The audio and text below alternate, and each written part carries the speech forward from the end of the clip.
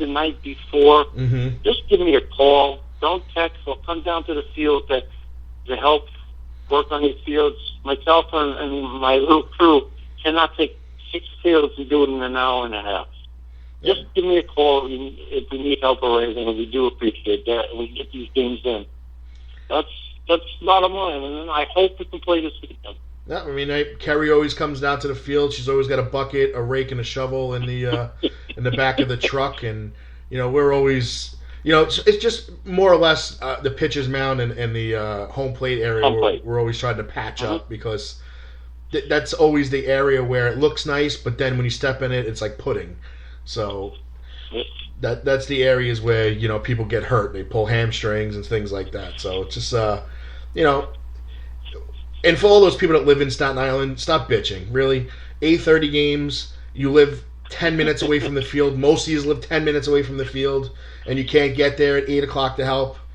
Some of us come from New Jersey and other states, so we're leaving an hour before you even wake up. That's true. I'm there at 6 every Saturday, rain or shine. I love that. I could be there for 8 o'clock, but I can't get a guy to show up for 8:30, and he lives down the block. Go figure. Question I wanted to ask you regarding umpires. Another out of our control type scenario. Do we have some new umpires coming in? Are we expecting the same crew, and how much is it going to cost us per game? The cost hasn't gone up. It's $45 per umpire, 2 umpires, $90 a doubleheader. Mm-hmm. There has not been any new umpires hired as of yet. Okay. Are there any missing? See any. I cannot go into that category at this time. No, so far there's nobody missing. But I know some teams would like to have some of them missing. But no, I still have the same crew that I had last year. Okay. All right. Not that anybody wishes anybody to be out of work. I mean, none of us wish that, but I think I know there's some teams that don't. I've been around. I've come to every game. I know some teams don't particularly care for some umpires. Of course. I take care of that situation at my end. I can't go into it at my end. Everybody's got issues, Everybody thinks there's personal vendettas and things like that. And you know what? Maybe there is. I can't comment for anybody. I can only know what I deal with on a weekly basis, and I can sit there and tell you what irks me with every umpire, like just one tidbit of every umpire, but we won't do that because if they're listening, then I'm going to get pissed on, so I'm not going to say nothing. Well, and you shouldn't do that anyway. But I tell all the managers in all the leagues, if there's a problem, don't hold it back. Don't tell me a month later. Tell me as soon as the game's over. If you have a problem, especially with the umpires, and I will take care of it right then and there. Because in some leagues, they hire outside umpire associations, which you're going to play the game telephone. It's going to go to the chief umpire. Chief umpire is going to call the umpire. Right. Back to the chief umpire. Back to the commissioner. I'm lucky. I learned from another commissioner that you should have your own umpires so you can control it. Again, managers, if you have a problem with the umpires, I am not going to come talk to you at the field. I will talk to you after your games. Call me if you have a problem, but I will discuss it. Mm-hmm. Umpires are not pros. We all make mistakes. Vendettas, I don't think any of my umpires hold one. They do. They won't umpire for me. And I don't want to speak. I don't want to speak for everybody, but I think I can speak. Like what I'm going to say, I think is kind of a speaking for everybody type comment. I think the only thing us managers really want is consistency, because we do know that a lot of your umpires umpire in other leagues, and some of the rules are different in other leagues. And we just want them to come, when they come to the Alumni Softball League to umpire a game between two alumni teams, we want them to make sure that they don't confuse any of the other league's rules and focus and make sure they focus on these rules, because that can really interrupt the rhythm of the game and cause an absolute problem between a manager or two managers and the umpire, because they're dictating one rule, but we're trying to explain, no, this is not it. And of course the umpire is going to get defensive. And if you whip your rules out of your clipboard and say, here's the rule, that umpire is going to get pissed off and throw you out of the game. So, well, I'm glad you brought that up. Kev. Mm-hmm. I had my last umpires meeting this past Saturday, and that's what I stressed. Everybody has to be consistent. Yes, they do umpire in multiple leagues, and I also gave them a second copy of my rules, the same rules that every manager has. Right. And I told them to concentrate on alumni softball rules, not any other league rules. So this Saturday, I just had my last meeting with them. And I stressed that with them. And I stressed that with them every meeting. So, can I sit there and hold their hand and tell them each game, remember, this is alumni softball. So, again, if there's a problem, let me know. I think they should know in the morning that it's alumni co-ed softball, because I think it says it says it on their shirt, does it not? Yes, it's supposed to sit on their shirt. Yes. Yeah. So I mean, they have to pass at least one mirror when they leave the house. So I would imagine they would have to know where they're going. I'm not disagreeing with you. Like I said, not everybody follows the rules, but you're supposed to follow the rules. Do they make mistakes? Yes. Even today, there was a mistake in one of the major league games that I was watching. It's the first opening day. They made a mistake. Okay? We all are human. We all make mistakes. But I back them up as much as I can. But if they're making a mistake and I know about it, they'll hear from me, or they won't get games. That's all. That's how I work. Either to jeopardize my league, I don't need the service. No. And like I said, Kev, you're with me a long time, and you know me from the other league. Yep. I'm a fair guy. People might not think so, but I'm a pretty fair guy. I let things go, but even if it struck my league, I'm not going to let that go. Yep. I found you to be, to be fair. Sometimes, just like anybody else, I'll never hold it against you, because I feel everybody has that hot head side to them.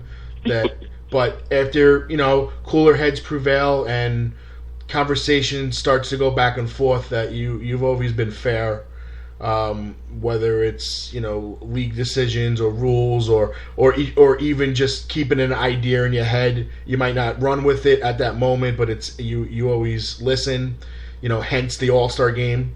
I mean, you listen to me for years, every meeting, get shot down about the home run derby, and then finally, in 2009, you were like, "Oh, we're doing it," and 7 years later, here we are, and we're still doing it. So, for that other guy who shall not be named, haha. There you go. But let's just hold on to that for a second. We're gonna go to a commercial break so we can give our sponsors their proper due. We'll come back with more from the commissioner of the Alumni Co-ed Softball League, and I have a couple of questions. I might have to put them on the spot too. So hold on, sit back. We'll be back in about a minute. Esposito's Pizza and Pasta. Over a decade of excellent dining experience. Dine in, take out, or free delivery. We feature over 25 different types of pizza pies, and also will create anything you want. Our sauces are made fresh daily and use only the freshest ingredients. We also have good old-fashioned style entrees, cooked like your mom used to make. From wraps, calzones, rolls, and pasta specials galore to calamari and soups, all in a cozy atmosphere. Call today or stop on in. You think you know me?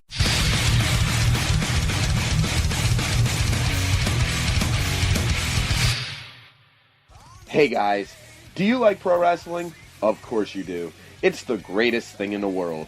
Hi, my name is Emil J. You may have seen me as the ring announcer for Combat Zone Wrestling, On Point Wrestling, Dojo Wars, and WSU, just to name a few. But now I'm proud to announce that the Funkenstein Wrestling Superstore is the premier location for wrestling merchandise. Every Saturday and Sunday from 8 a.m. to 4 p.m. in Englishtown, New Jersey at the Englishtown Flea Market, booth number 35 in the Green Building, the Funkenstein Wrestling Superstore has it all. Everything from DVDs and figures from around the world to t-shirts and lucha masks in both kids and adult sizes, and much more, even tickets to upcoming events. Log on to facebook.com/FunkensteinINC for full details on everything they have to offer, including weekly specials and where they'll be vending at this weekend. So check out facebook.com/FunkensteinINC and take the short drive to Englishtown, New Jersey and visit my friends at the Funkenstein Wrestling Superstore this weekend to start or add to your wrestling collection. And hey, tell them MLJ sent you. The Funkenstein Wrestling Superstore, the main event of wrestling collectibles.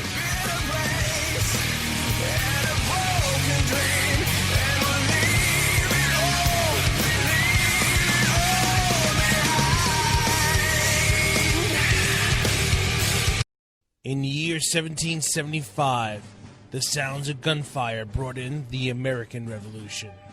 Then around the 1800s, the sounds of machinery brought in the Industrial Revolution. And on April 10th, 2015, a new sound brings in the SOW Revolution.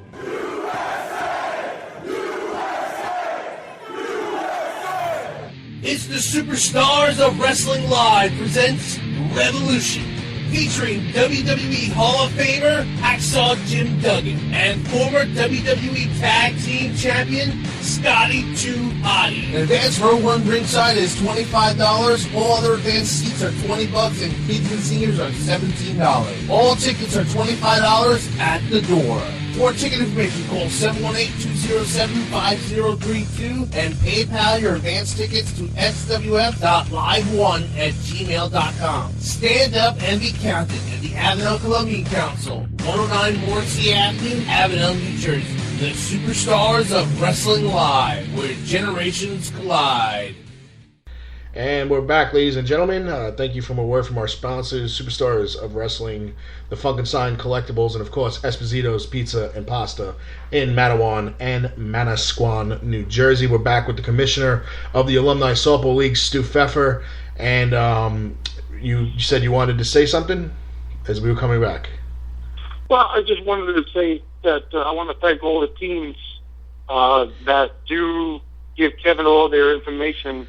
It makes Kevin's job real easy every week when he broadcasts on the radio station.